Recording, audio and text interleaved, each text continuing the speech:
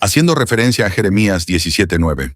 ¿Sigue siendo nuestro corazón engañosamente perverso después de que nacemos de nuevo?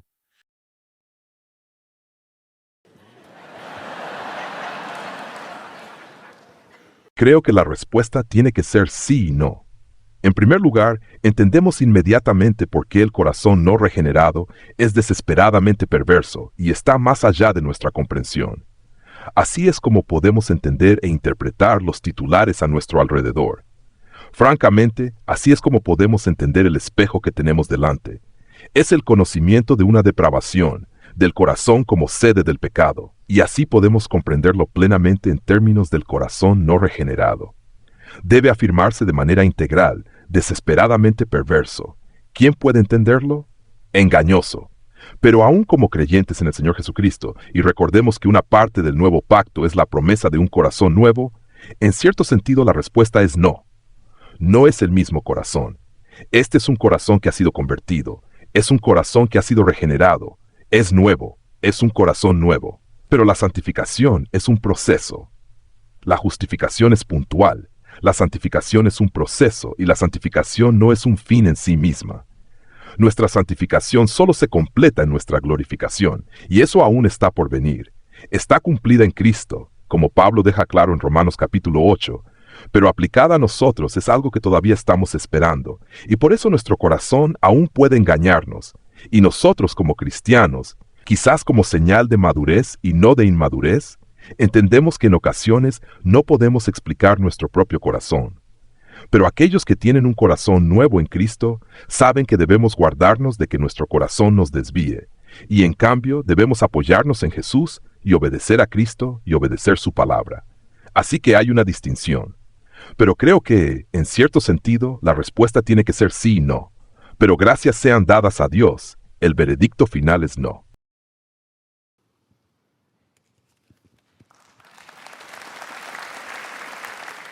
¿Cómo debería compartir el Evangelio cuando podría costarme mi trabajo?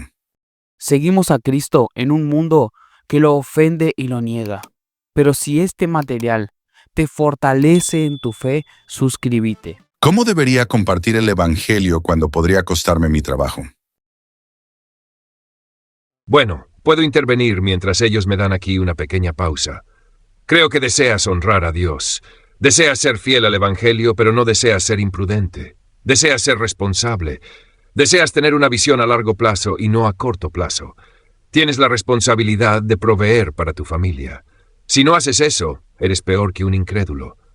También tienes una responsabilidad, y esto es explícito tanto en Colosenses como en Efesios, de someterte a tu amo, a quien sea tu jefe, a quien esté sobre ti. No anulas esa sujeción. No atropellas esa sujeción en algún intento mal concebido de cumplir la gran comisión. Creo que deseas ser tan sabio como puedas ser y tan sumiso como puedas ser. Y simplemente te animaría a que ese tipo de oportunidades dependan de que el Señor abra una puerta para ti a nivel personal. Si le pides al Señor que te dé oportunidad, estoy seguro de que esa oportunidad puede surgir. Pero creo que es irresponsable que anules tus otras responsabilidades cristianas y deberes como alguien que está empleado por otro, empleado de manera remunerada, recibiendo su dinero y sus recursos, con la expectativa de que vas a cumplir conforme al estándar de esa organización, y reservar la oportunidad de comunicar el Evangelio para aquellos momentos en que sea apropiado y la puerta sea abierta de manera sensata. Y nuevamente, deberías ser ayudado en esto al darte cuenta de que el Señor otra vez atraerá a los suyos. Él atraerá a los suyos hacia Él y encontrará a alguien que les comunique el Evangelio. Tú solo deseas ser aquel que esté listo y dispuesto cuando esa puerta sea abierta, de una manera responsable y llena de gracia, para ejercer ese privilegio.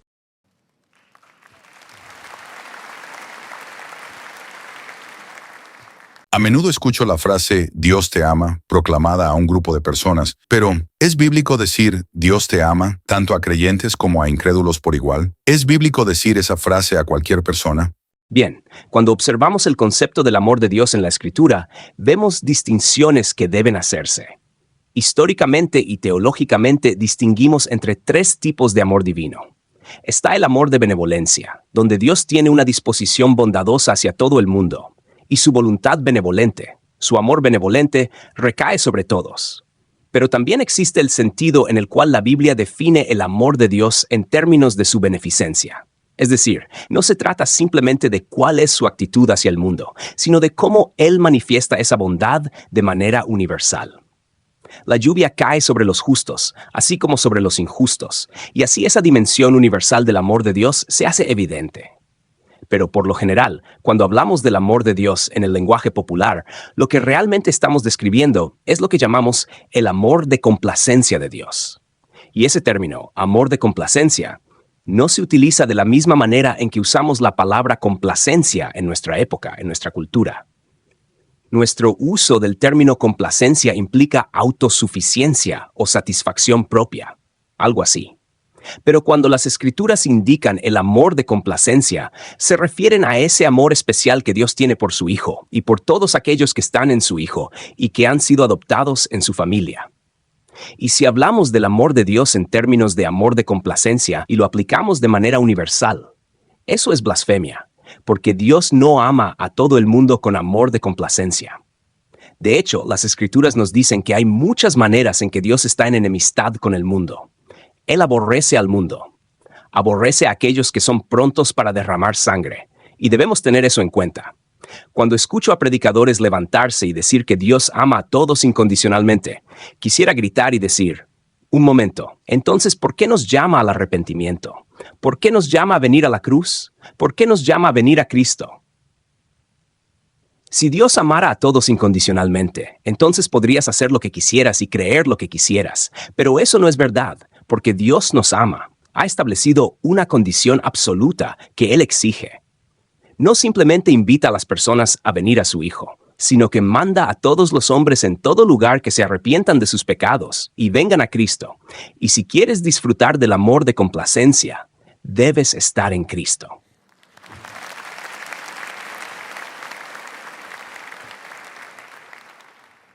¿Qué significa cuando confesamos que Jesús tiene un alma racional? Cuando decimos que Jesús tiene un alma racional, simplemente queremos decir con ello que, en lo que respecta a su naturaleza humana, Él es una dualidad. Es cuerpo y alma, como lo son todos los seres humanos, y que esa alma es racional. Y que en ese sentido, el término alma es prácticamente intercambiable con la palabra mente, y Dios nos ha creado a su imagen. Dios mismo es un ser racional, y Dios ha implantado dentro del alma o mente de cada criatura que ha hecho la capacidad para el razonamiento y el pensamiento. Y sé que vivimos en una época que es uno de los periodos más antirracionales y antiintelectuales en la historia de la Iglesia. No es que las personas se opongan a lo académico o a la ciencia. A la gente le encantan las actividades académicas y la investigación, la indagación científica. Pero es antimente. Antiser racional. La gente piensa que Aristóteles, por ejemplo, inventó la lógica. Aristóteles no inventó la lógica, Dios lo hizo. Y lo que Aristóteles hizo, es decir, Aristóteles no inventó la lógica más de lo que Colón inventó América. Él la descubrió, la encontró.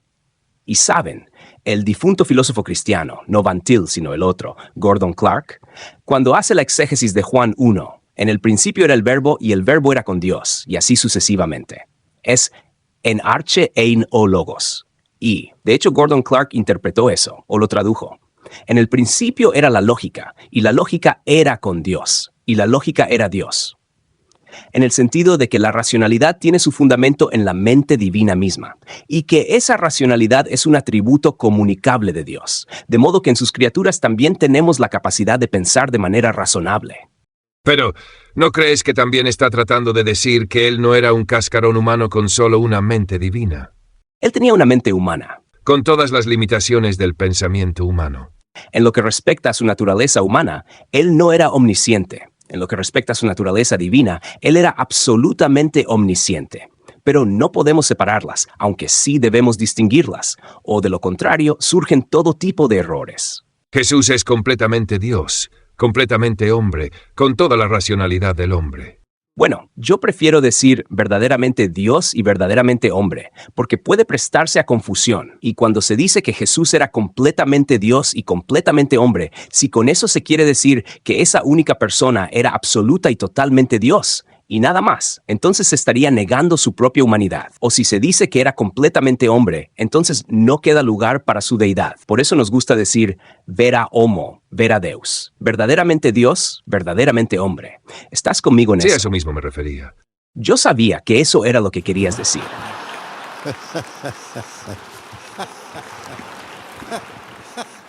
¿Por qué, Johnny Mac, siempre me haces tener que definir lo que quisiste decir?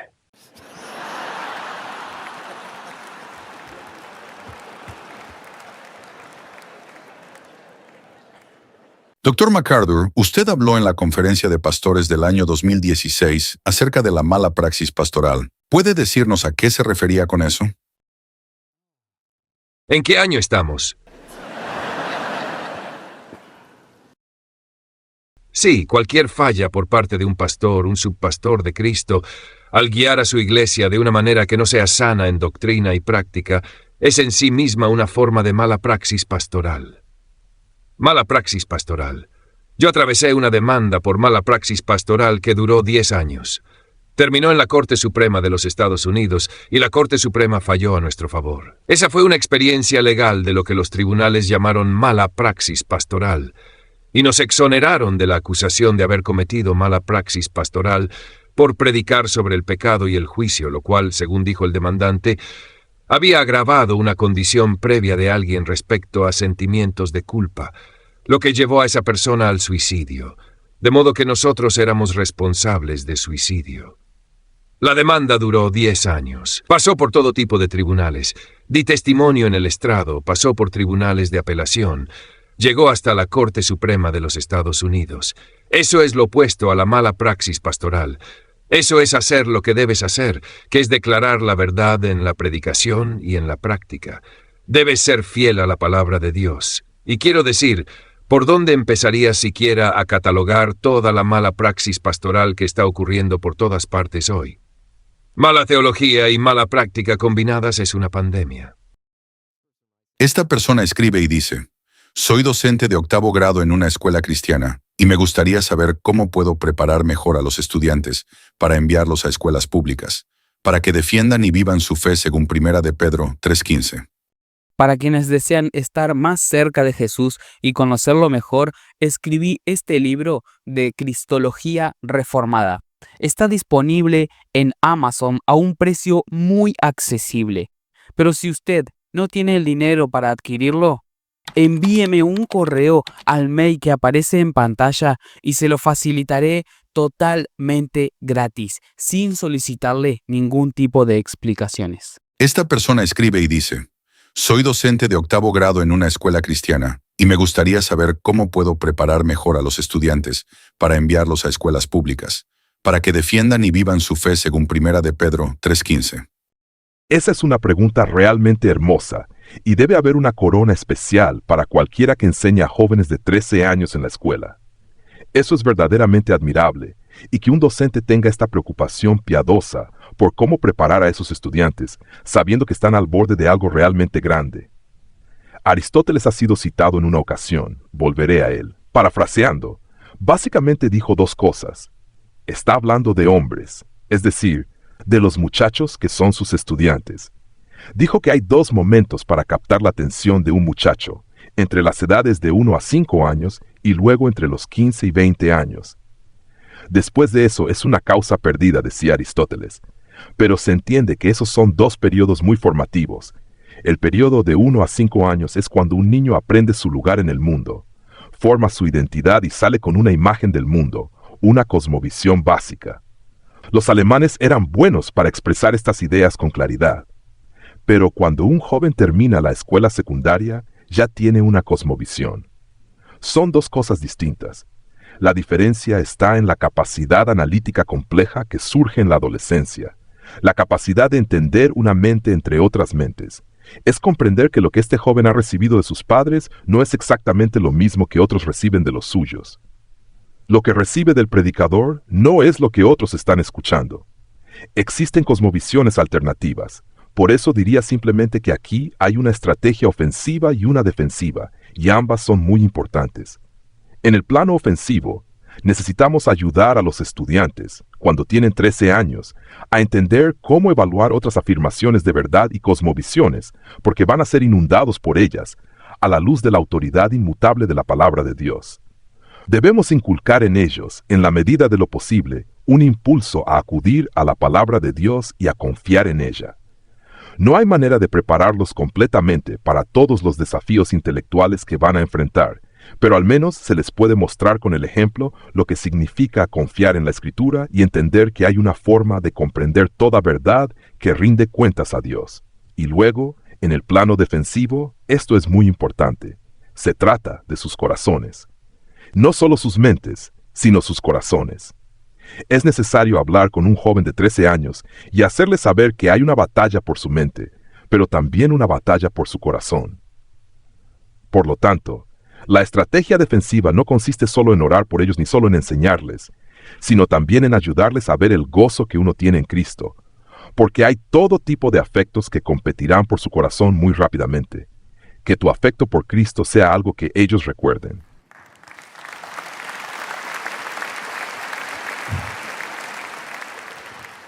¿Cómo aconsejaría a una esposa de fe reformada, casada con un católico romano firme, particularmente en lo que respecta a enseñar a sus 2 hijos la verdadera palabra de Dios y criarlos para que conozcan, amen y sirvan a Dios?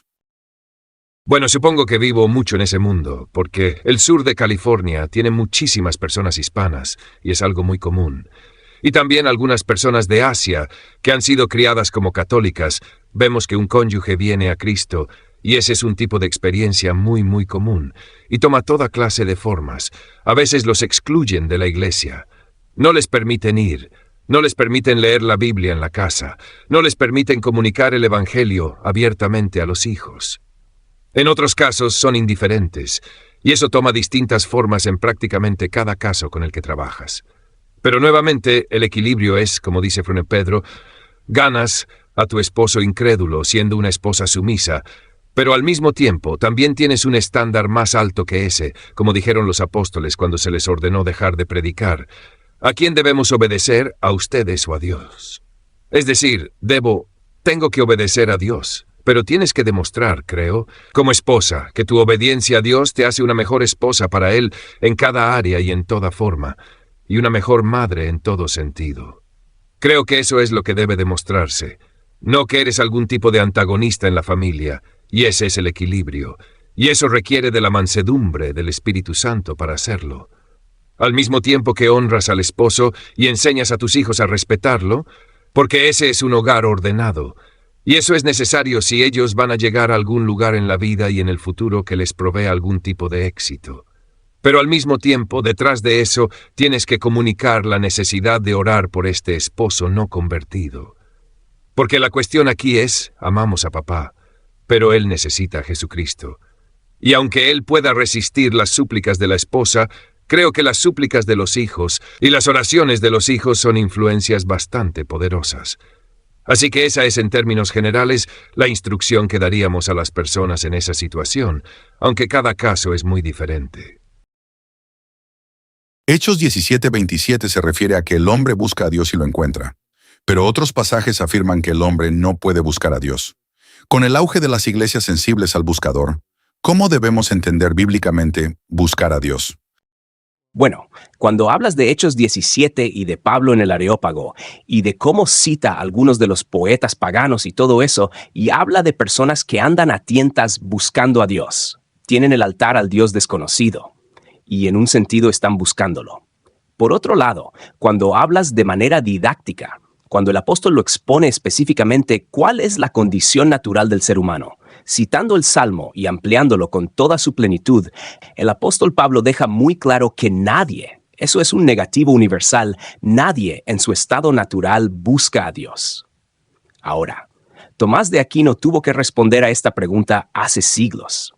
¿Por qué parece que las personas a nuestro alrededor que no son creyentes en Cristo o no son cristianas parecen estar buscando a Dios cuando el apóstol dice tan claramente que ningún hombre busca a Dios?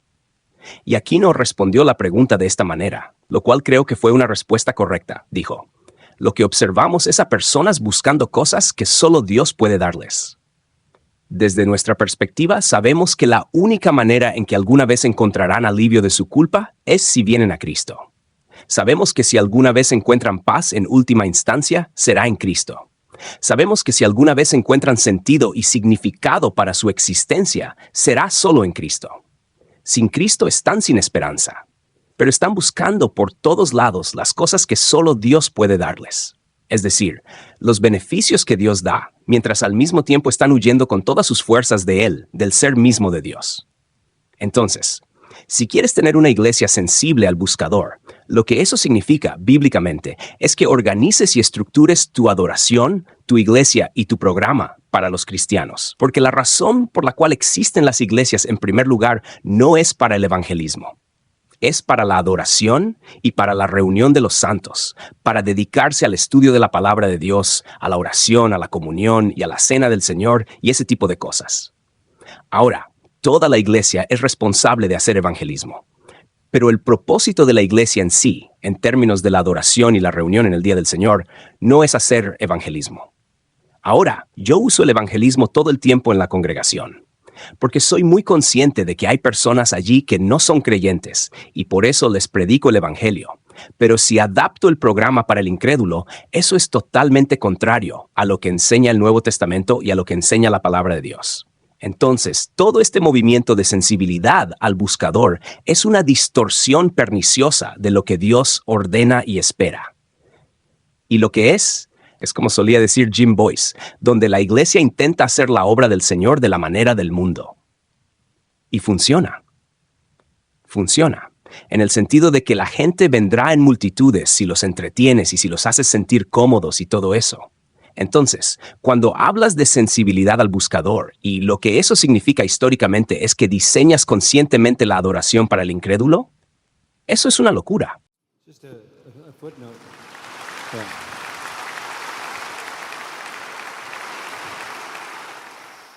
Solo una nota al pie. Probablemente la ilustración más dramática de esto está en el libro de Hechos. La iglesia nació en el día de Pentecostés. 3,000 creyentes se añadieron a los 120 en el aposento alto y se dedicaban a la doctrina de los apóstoles, al partimiento del pan, a las oraciones y a la comunión. Eso es la iglesia. Y el Señor añadía cada día a la iglesia a los que estaban siendo salvos. Estaban haciendo milagros. Milagros en rápida sucesión, la sanidad del hombre cojo y otros milagros, y eso atraía a la gente. Eso estaba trayendo a la gente a la iglesia. ¿Podrías decir que eso es algo bueno? No, el Señor tuvo que ponerle un alto a eso. El Señor mismo tuvo que detener a los incrédulos de precipitarse hacia la iglesia que producía milagros, así que lo que hizo fue matar a 2 personas en la ofrenda. Literalmente mató públicamente a Ananías y a Zafira. Ananías esa mañana cayó muerto porque mintió al Espíritu Santo acerca de cuánto dinero realmente dio de la venta de un terreno. 3 horas después, cuando su esposa apareció, tengo sentimientos encontrados acerca de eso. Me gusta un servicio de iglesia de 3 horas, pero no sé qué estaba haciendo ella durante esas 3 horas. En fin, cuando ella llega, los jóvenes que venían de enterrar al esposo la recogen y la entierran. Y dice en Hechos 5, ninguno se atrevía a unirse a ellos. El Señor cerró la puerta en el libro de Hechos a los incrédulos que se precipitaban hacia la iglesia por las señales y prodigios, atemorizándolos acerca de la santidad de ese lugar. Cuando la iglesia recupera su comprensión trascendente de la adoración, y cuando la iglesia se dedica a la gloria y al honor de Dios y persigue la santidad, hace la declaración que nuestro Señor quiere que haga al mundo, y entonces el Señor añadirá a la iglesia a aquellos que su voluntad soberana llama.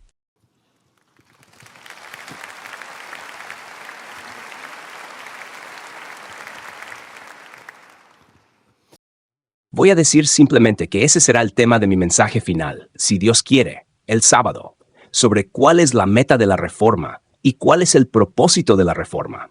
Así quizá ni siquiera debería molestarme en «tú te irás antes de eso», pero podrías simplemente predicarlo tú mismo. Solo me alegra que estés de acuerdo conmigo en esa respuesta.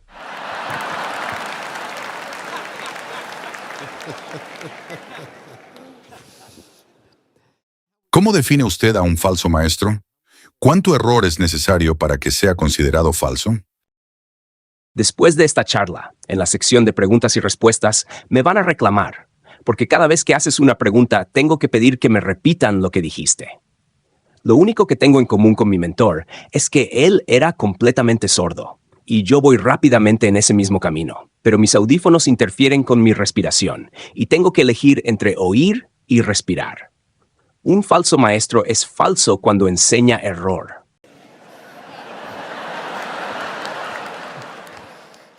Yo simplemente añadiría a eso, amén. Pero creo que en el Nuevo Testamento hay una clara reserva de ese término, no solo para quien enseña falsamente, sino para quien es incorregible, para quien resiste la corrección. Quiero decir, Apolos era un falso maestro, pero cuando fue corregido, cuando se le enseñó a predicar de una manera mejor, a ser más fiel a la Escritura, fue corregido. Así que hay una diferencia entre una enseñanza falsa, porque prácticamente cualquier predicador, especialmente al comenzar, va a enseñar algo que es erróneo, y ser, creo, un falso maestro, no corregido e incorregible. Todos erramos, cometemos errores. Calvino dijo que ningún teólogo es jamás más de un 80% correcto. Y el problema es que no sabemos cuál es ese 20%. Y algunos de nosotros estamos en un 50%. Pero creo que debemos decir que hay algunas verdades absolutamente innegociables. Eres falso si niegas la Trinidad, si niegas la deidad de Cristo, si niegas su vida sin pecado, su muerte sustitutiva, la salvación por gracia mediante la fe, el Evangelio. Quiero decir, ese es el núcleo de la verdad que salva. Esas cosas no son negociables. Puedes malinterpretar el bautismo o algo así.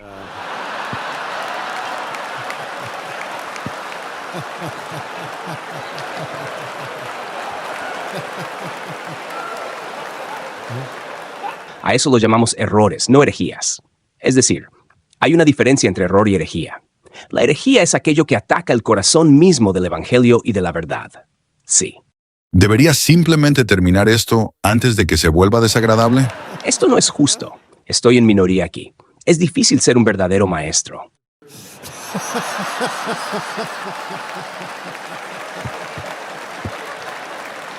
Intentando volver a encauzarlo. ¿Cómo el contexto cultural moderno está obligando a la posición tibia a salir de la iglesia? Esa es una gran pregunta, y en cierto modo vuelve a la cuestión de las iglesias sensibles al buscador. Todos queríamos participar en esa, porque es el contexto en el que vivimos. Pero una de las cosas interesantes a notar es que no hay muchas iglesias nuevas de este tipo, porque respondían a un momento cultural específico en el que se le decía a los incrédulos: puedes ganar cierto capital social si vienes y te unes a nosotros. Hay un valor añadido para tu vida si vienes y te unes a nosotros. Si simplemente vienes y estás con nosotros, añadiremos significado y espiritualidad a tu vida de una manera no amenazante.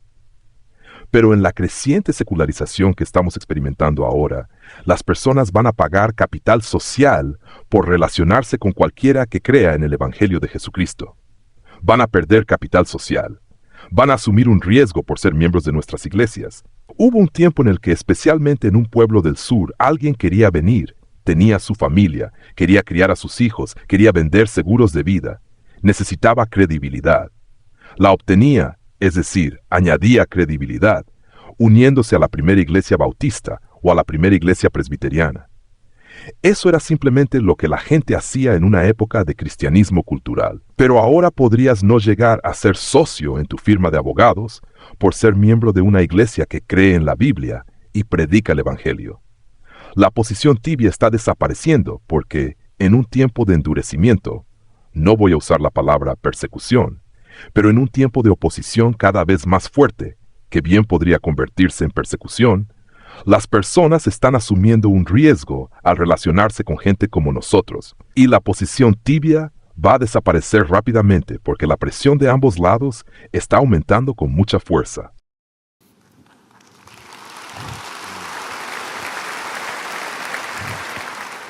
Dado el fracaso de muchos movimientos ecuménicos, ¿qué puede hacer la Iglesia para promover la unidad sin comprometer la doctrina?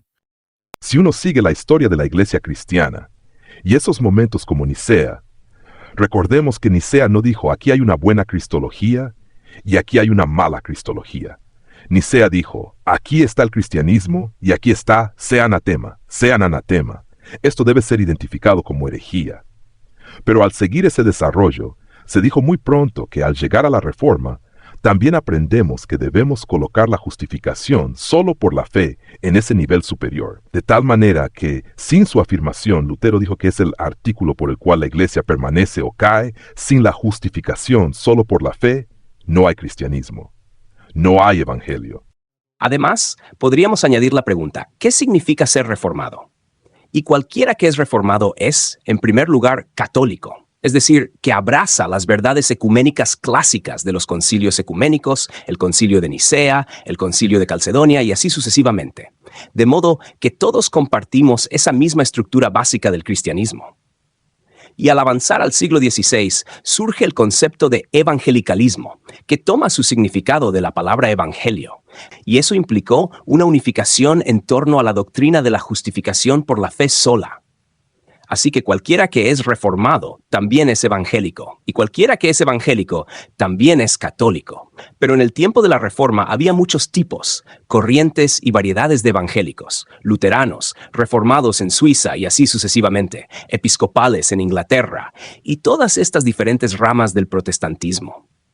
Aunque tenían diferencias entre ellos, compartían ciertas creencias fundamentales, las verdades católicas, y además dos afirmaciones principales en las que todos los evangélicos históricos estaban de acuerdo. Una, la justificación por la fe sola, sola fide. Y dos, la autoridad absoluta de las Sagradas Escrituras, sola Scriptura. Y es solo en décadas recientes que ese consenso entre los llamados evangélicos se ha derrumbado. De modo que ya no se puede asumir que si alguien se llama evangélico, cree en la justificación por la fe sola o cree en sola Scriptura. Pero cuando se va más allá del término más amplio evangélico e incluso del término más amplio católico, entonces se llega a las distinciones más específicas de la teología reformada, la cual abraza todas las verdades católicas y las verdades evangélicas. Pero hay más que eso. También hay aspectos específicos, como mencionaste, las doctrinas de la gracia, y así sucesivamente. Solo para donde creo que la gente se confunde en esto es en Juan 17, la oración de Jesús de que sean uno. Ellos asumen que esa es una oración que no ha sido respondida. No lo es. Esa oración es respondida en la formación del cuerpo de Cristo. Esa es una oración de que todos los creyentes sean uno, y está en la misma categoría que orar para que los creyentes lleguen al cielo. De modo que eso ya está cumplido. Eso es una realidad. Somos uno. Somos el cuerpo de Cristo. Esa oración está respondida. Eso es distinto de cómo los cristianos se llevan unos con otros. Luego vas a Filipenses 2 y hablas de, necesitan llevarse mejor unos con otros, no mirando cada uno por lo suyo propio, no lo de los otros. No consideres a nadie como inferior a ti. Ese es un asunto completamente diferente. No hay nada en la Biblia que suponga que los verdaderos creyentes van a llevarse bien con los falsos creyentes. Eso no va a suceder. La verdadera iglesia es una en Cristo. Necesitamos hacer un mejor trabajo amándonos unos a otros en el proceso, pero nunca seremos uno con aquellos que sostienen una forma falsa de cristianismo.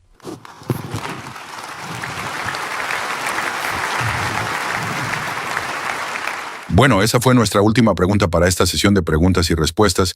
Y antes de concluir, ¿podrían agradecer a nuestros panelistas esta tarde?